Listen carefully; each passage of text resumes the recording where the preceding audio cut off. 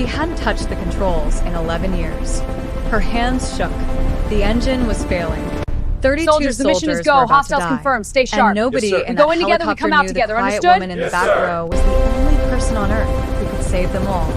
If you love your mom and dad, hit that subscribe button right now and show them some love. This story is for every person who was told they were too small, too Soldiers, quiet, the mission is go. too Hostiles broken to confirmed. matter. Stay sharp. Yes, sir. Keep We go in watching, together, we come out together, because what understood? happens Yes, sir. next will change the way you see ordinary people forever. The morning of March 14th began the way most impossible days do. Quietly, without warning, with absolutely no indication that by nightfall, history would remember it forever. At precisely 0430 hours, a Black Hawk helicopter designated Reaper 7 lifted off from a classified forward operating base nestled deep in the unforgiving mountains of eastern Afghanistan. The air outside was brutal. Temperatures had dropped below zero overnight, and the wind that whipped across the tarmac carried with it the kind of cold that didn't just chill the body. It reached inside and squeezed the will right out of a man. The stars above were sharp and merciless, scattered across a black sky that offered no comfort, no warmth, only the indifferent witness of a universe that didn't care whether any of them made it home. On board were 32 people.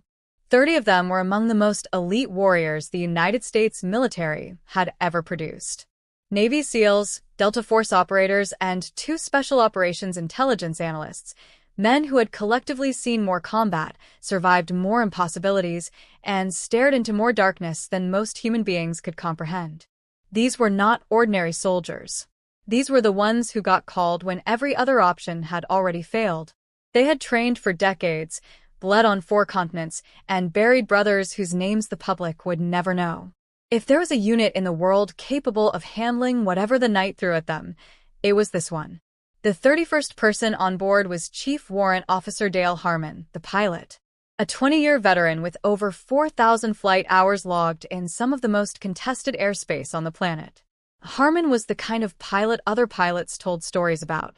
He had flown through sandstorms, through enemy fire, through mechanical failures that should have killed him 3 separate times. He was calm, precise, and completely unshakable. The men trusted him with their lives without a second thought, and he had never once given them a reason to doubt that trust. The 32nd person on board was someone nobody had paid much attention to. She had arrived at the base 48 hours earlier with transfer papers that cleared every security checkpoint but raised enough eyebrows to generate quiet whispers in the mess hall. She was a woman. She was small, maybe 5 feet 4 inches at most, with dark eyes that seemed to absorb light rather than reflect it, and a calm about her that some of the younger operators found unsettling, and others simply found strange. She wore a medic's uniform with the insignia of a combat support unit.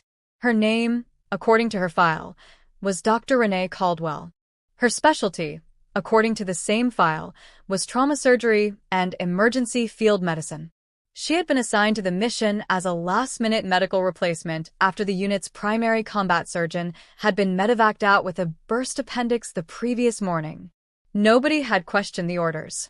Nobody had looked deeper into the file. In a world of controlled chaos and constant urgency, you took what you were given and you moved. What nobody on board Reaper 7 knew, what the mission briefing documents had either overlooked or deliberately omitted, was that Dr. Renee Caldwell had not always been a doctor. And the story of who she used to be was the kind of story that changes everything. The mission itself was designated Operation Hollow Crown.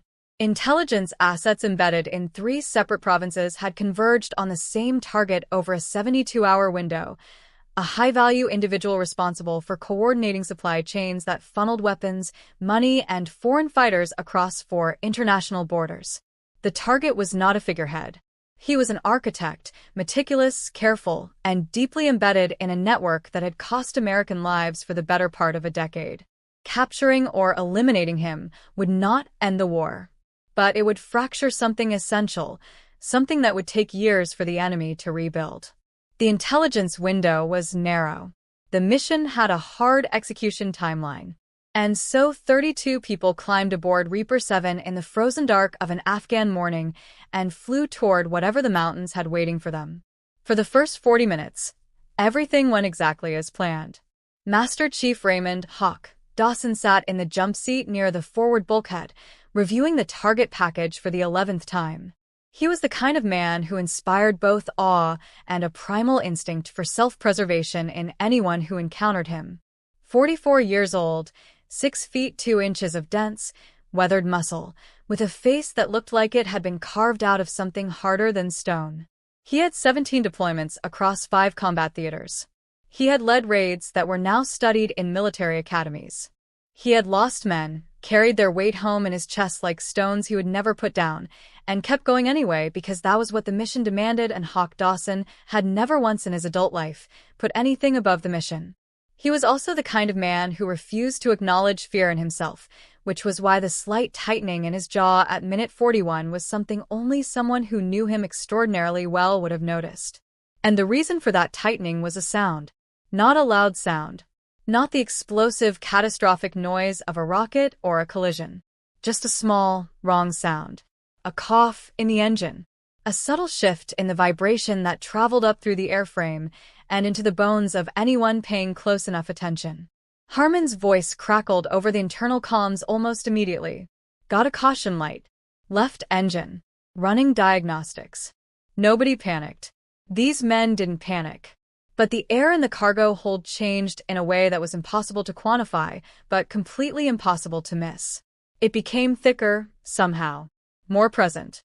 Like the atmosphere itself had decided to pay attention. Hawk. Harmon's voice came back 30 seconds later, and something in it had shifted. Just slightly. Just enough. We've got a problem.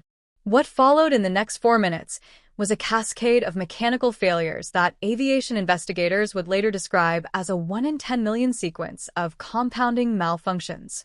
The caution light on the left engine had been triggered by a hairline fracture in a fuel feed component, a fracture so small it had passed inspection 16 hours earlier. At altitude, under the stress of the cold and the load, that fracture had propagated silently and invisibly until it reached critical failure. The left engine began losing power. Harmon responded exactly as he had been trained, exactly as he had done twice before in his career. He began emergency procedures with the precision and calm of a man born for exactly this kind of moment. And then the co-pilot, Captain James Wren, a brilliant young aviator on his second deployment, made a single movement that would haunt the investigation for years afterward. In the process of reaching for an emergency systems panel, his elbow connected with a circuit breaker array that governed the automatic fuel transfer system. The impact was minor. The consequences were catastrophic. The circuit trip cascaded through 3 interconnected systems in a sequence that the aircraft's designers had considered theoretically impossible. The right engine, which had been performing flawlessly, suddenly began receiving corrupted data from its management computer. Within 90 seconds, the right engine began to surge. Harmon fought it. He fought it with everything he had, with 20 years of instinct and skill and sheer force of will. He kept them in the air for 4 more minutes, through maneuvers that defied what the aircraft manual said was possible. But at an altitude of 11,000 feet, over some of the most hostile terrain on the planet, with both engines now compromised and the hydraulic system beginning to degrade, Reaper 7 began to lose the argument with gravity. Wren was knocked unconscious when the aircraft lurched violently in a downdraft, his head connecting with the instrument panel with a crack that silenced the left side of the cockpit. Harmon, bleeding from a gash on his forearm, kept fighting. He was still fighting when something in the engine bay made a sound like the world tearing open, and the helicopter rolled hard to the left, and Harmon's body went limp. Later, the medics would determine he had suffered a massive cardiac event at that exact moment. His heart, stressed beyond its limits, had simply stopped. The man who had survived everything the enemy had ever thrown at him was taken down not by a bullet or a missile, but by his own exhausted, overworked heart.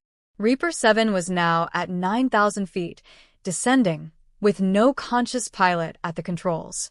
The operators in the cargo hold had been through enough to know that the situation had crossed from dangerous into something else entirely. The aircraft was moving wrong. The sounds it was making were wrong.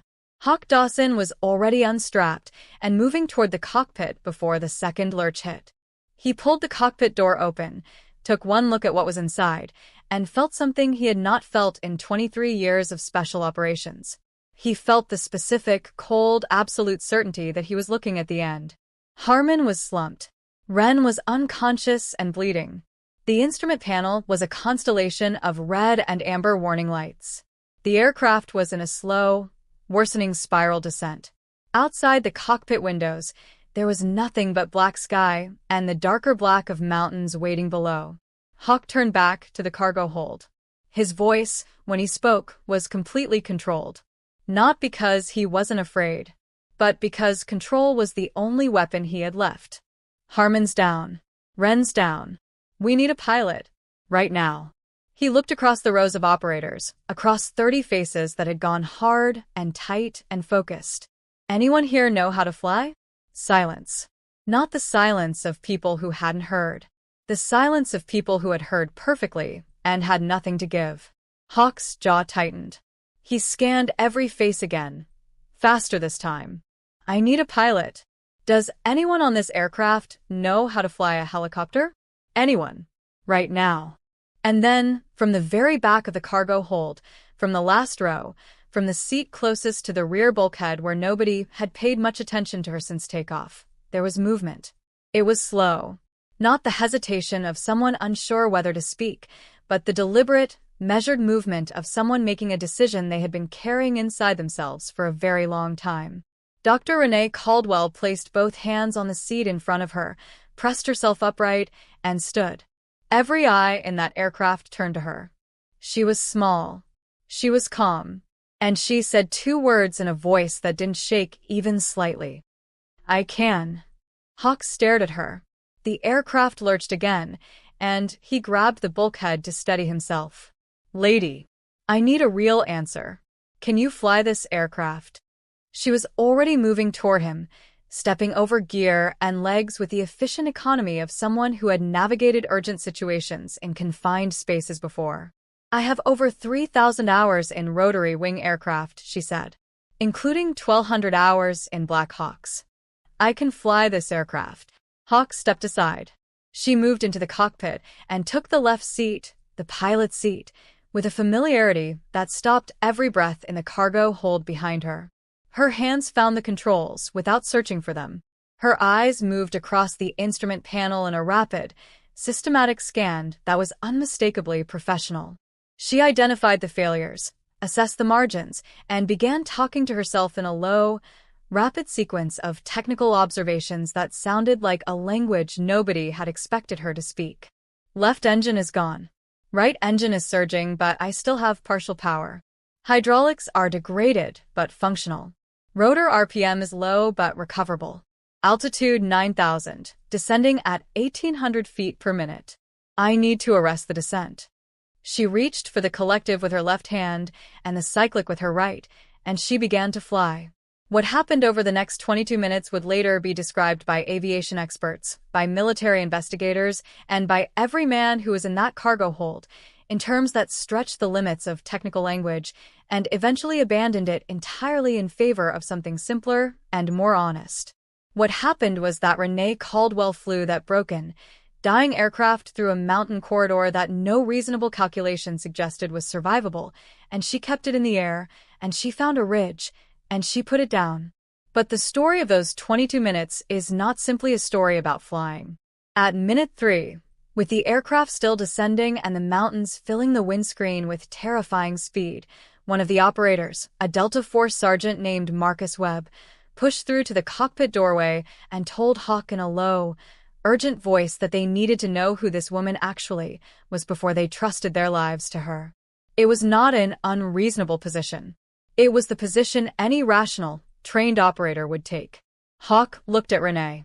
She was completely focused on the aircraft, making micro-adjustments with both hands and feet simultaneously, her breathing slow and controlled, her eyes moving between the instruments and the terrain ahead with the rhythm of someone who had done this 10,000 times.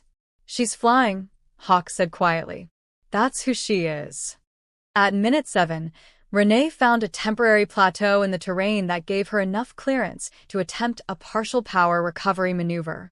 She explained what she was doing in a calm, technical voice as she did it, not for the benefit of the operators behind her, but because verbalizing the sequence helped her execute it with precision. The right engine responded. Not fully. Not enough to climb. But enough to stabilize the descent rate. The aircraft leveled off from its worst angle and the screaming of the rotor system dropped half an octave. Behind her, she heard someone say, "God Almighty," in a voice stripped entirely of its military composure. At minute 11, the right engine surged again, more severely this time. The aircraft dropped 300 feet in 4 seconds. Renee didn't scream. She didn't flinch. She made the exact correct control input at the exact correct moment, a response so precise and so fast that the aviation investigators who reviewed the flight data recorder footage would watch that 4-second sequence 17 times before one of them said quietly that he wasn't sure a computer could have done better. At minute 14, Ren regained consciousness. He looked at the person in the pilot's seat, blinked, looked again, and said absolutely nothing. He reached forward slowly, assessed the instruments, and began quietly backing her up on the systems he could manage from the right seat. He didn't ask questions. He just helped. Later, he would say it was the single most professionally impressive thing he had ever witnessed in an aircraft. At minute 19, Renee spotted the ridge. It was not a landing zone. It was not a flat surface. It was a rocky, angled shelf on the side of a mountain, approximately 40 meters wide and 70 meters long, with a drop of several hundred feet on 3 sides and a rock face rising sharply on the 4th. In any textbook, in any flight school, in any rational assessment of helicopter emergency procedures, that ridge was not an option. It was an obstacle. Renee said, "I see a ridge at 2 o'clock. I'm going to put us down on it." Hawk, who had been standing in the cockpit doorway for the past 15 minutes watching her work, looked at the ridge. He looked at her. "That's not a landing zone." "No," she said. "It's not." She was already adjusting their approach. "But it's solid ground, and we're still flying. Hold on." What she did in the next 3 minutes was later formally documented as one of the most technically demanding emergency landings in the operational history of the Black Hawk airframe. She approached the ridge at an angle that compensated for the degraded hydraulics, using the terrain itself to bleed off forward speed in a way that placed extraordinary stress on the rotor system, but kept the airframe intact. She timed the flare, the nose-up maneuver that arrests forward speed at touchdown, to within fractions of a second of what the deteriorating rotor RPM could support. She put the left skid down first, then eased the right skid onto a surface that was not level, was not clear of debris, and was absolutely not rated for the weight of a loaded Black Hawk helicopter. The aircraft settled. The rotors wound down. The engines coughed and died. Silence. Then, from the cargo hold, someone began to breathe again. And then someone else. And then the sound of 32 people processing the fact that they were alive spread through the aircraft like warmth returning to frozen fingers. Hawk stood in the cockpit doorway for a long moment. He looked at Renee. She was sitting completely still, both hands still on the controls, her eyes closed, her chest rising and falling in a slow, deliberate rhythm. She was not crying. She was not shaking. She was simply finishing something, completing some internal sequence that had kept her functioning through those 22 minutes of sustained crisis, and allowing it to resolve now that the crisis was over. "Who are you?" Hawk said. Not aggressively. Not suspiciously. With genuine, uncomplicated awe. She opened her eyes. She looked at the mountain ridge outside the cockpit windows. She looked at the instruments that had told her exactly how many times they almost didn't make it. And then she looked at Hawk with those dark, absorbing eyes that had unsettled the younger operators back at the base. "My name is Renee Caldwell," she said. "I used to fly." The story of why she stopped, and why she had spent 11 years pretending that part of herself didn't exist, began to come out over the next several hours as the unit established a defensive perimeter on the ridge, as Ren managed communications with command, and as medevac assets were redirected toward their position. It came out not in a single dramatic confession but in fragments, the way true stories usually do, piece by piece, as the situation allowed. 11 years earlier, Lieutenant Commander Renee Caldwell had been the youngest woman ever qualified to fly combat search and rescue missions for the United States Navy.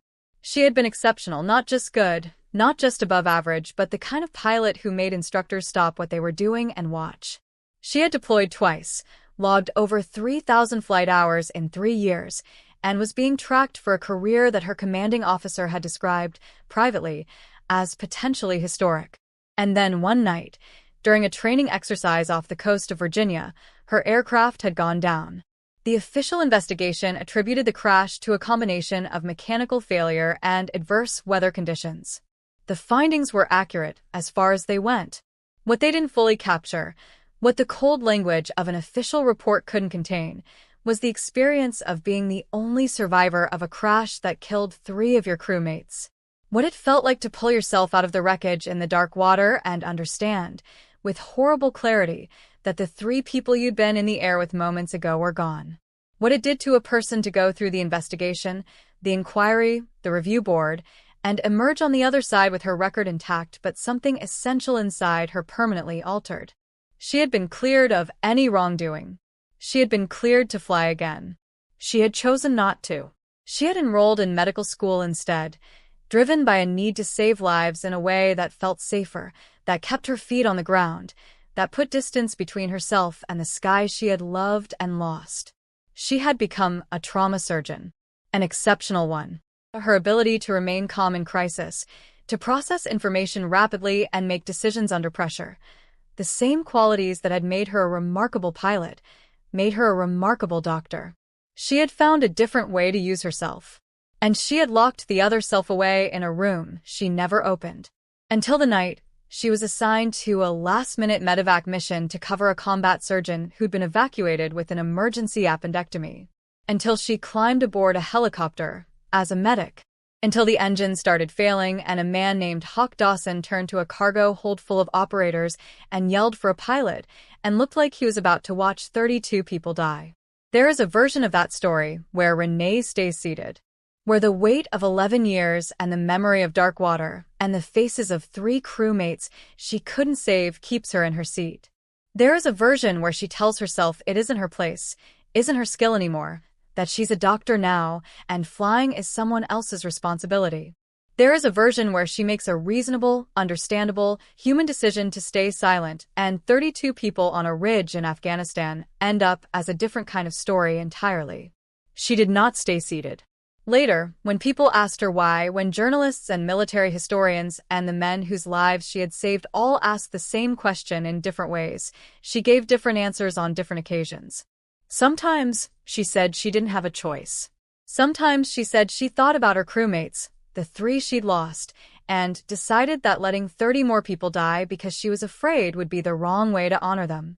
Sometimes she said she simply stood up before she had time to think about it, and that by the time her brain caught up with her body, her hands were already on the controls. But once, in a conversation that was not recorded and not for public consumption, she told Hawk Dawson the real reason.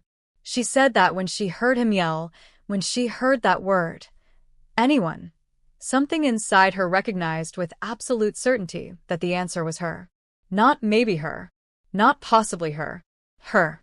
And she had learned, at a cost she would carry forever, what happens when the person who has the answer refuses to give it.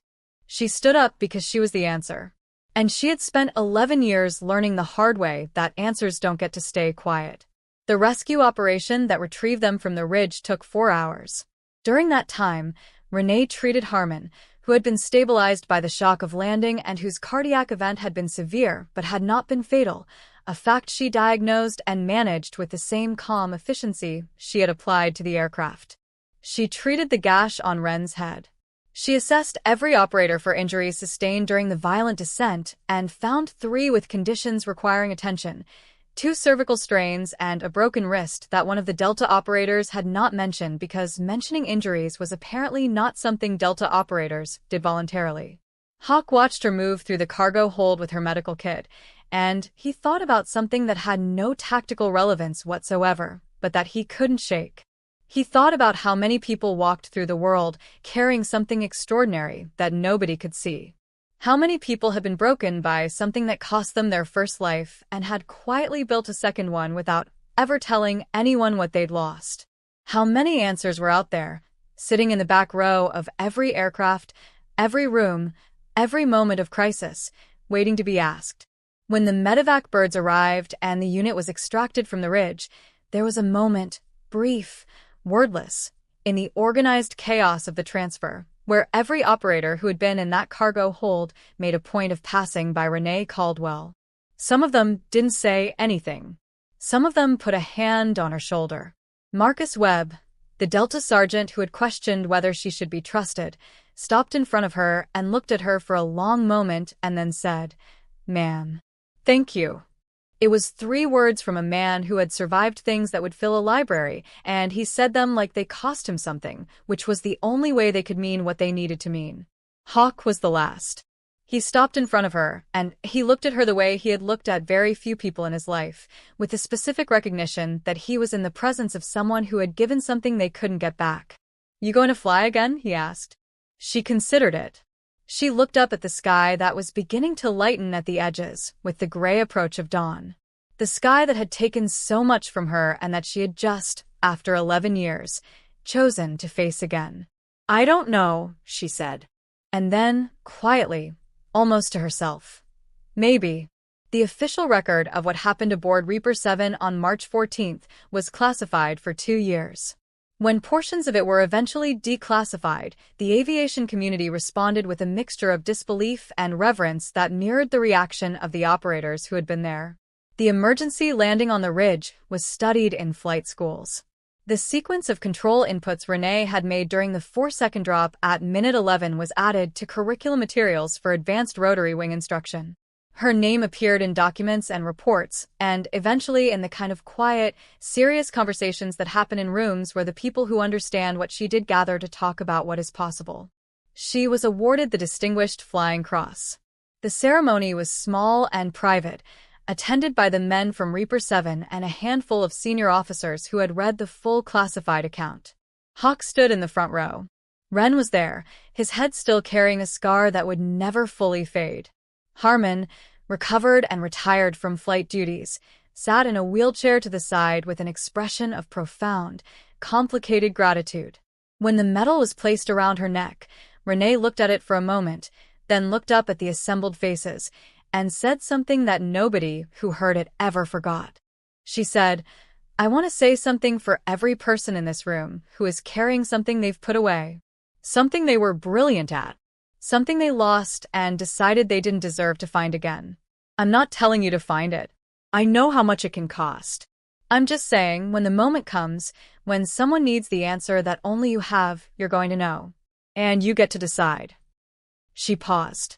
She looked at Hawk. "Don't sit down," she said. "There is so much more to this story that no official document captures." The months that followed, during which Renee did something that surprised everyone including herself, she returned to flight school. Not to the Navy. Not to combat operations. But she found an instructor in Virginia, a retired warrant officer who had heard a version of her story through channels she never fully understood, and she began flying again on weekends. Small aircraft first. Then rotary. Then, eventually, the specific weight and feel of a Black Hawk under her hands in a simulator that the instructor had pulled strings to access. She said later that the first time she got back into a Black Hawk simulator and felt the controls respond to her hands, she cried. Not from sadness. Not from the memory of what she'd lost. But from the recognition of something she had not allowed herself to feel in 11 years. The recognition of being exactly where she was supposed to be, doing exactly what she was built to do. She never returned to military aviation as a pilot. But she did something perhaps more significant. She joined a program that trained combat surgeons to integrate aviation emergency protocols into their field deployment preparation, a program that didn't exist before she proposed it, that was funded and implemented within 18 months of her proposal, and that has since put basic rotary wing familiarization training into the hands of hundreds of medical personnel who deploy into environments where the distinction between passenger and emergency pilot might one day become the only distinction that matters. Because she understood, from the inside out, what it meant to be in a cargo hold full of people who needed an answer that only one person could give. And she decided that the number of people who could give that answer should be larger. Hawk Dawson retired from active duty 14 months after the incident on the ridge. At his retirement ceremony, he deviated from his prepared remarks, something nobody who knew him would have predicted, and spent 4 minutes talking about a small woman in a medic's uniform who had stood up in the back of a dying helicopter and reminded him that courage doesn't always announce itself. He said, "I've been in this business long enough to know what a warrior looks like. And I spent most of my career thinking I knew the shape of it. After that night, I know differently. A warrior is anyone who has the answer when everyone else doesn't. A warrior is anyone who stands up when staying seated would be so much easier. A warrior is anyone who has been broken by something terrible and still, gets up one more time when it counts." He paused. He looked at the assembled crowd. He said, "Her name is Renee Caldwell. And she's the best pilot I've ever seen. And the fact that none of you knew her name before today is the only thing about this whole story that I want you to carry home." 32 people walked off that mountain ridge in Afghanistan on March 14th. 32. Not because the aircraft was in good condition. Not because the mission went according to plan. Not because any of the things that were supposed to protect them held together. But because one person in the back row heard a question and decided that staying silent was not something she could live with. The mountain didn't care who flew. The aircraft didn't care about her history, her trauma, or the 11 years she had spent putting distance between herself and the sky. The only thing that mattered in those 22 minutes was what she actually could do. And she could fly. She had always been able to fly. The question was never whether the skill was there. The question was whether she would choose to use it. She stood up. The impossible took off. And somewhere in the mountains of eastern Afghanistan, on a rocky ridge that no textbook said was a landing zone, 32 people breathed the morning air and watched the sun come up and understood, without needing anyone to say it, that the difference between living and dying had been a single quiet woman in the back row who decided that this was her moment. This was her answer. And she gave it. If you love your mom and dad, hit that subscribe button right now and show them some love. Because they raise someone who watches stories like this, and that means they raise someone who understands what real courage looks like. This channel is built for people like you, people who believe in the ones nobody sees coming. Hit subscribe, ring that bell, and never miss a story that reminds you what human beings are truly capable of. Now I want to hear from you. Drop a comment below and tell me, where in the country are you watching from? Your city, your state, your corner of this great nation. Let's see how far this story has traveled. Because something tells me Renee Caldwell's story deserves to reach every single one of you.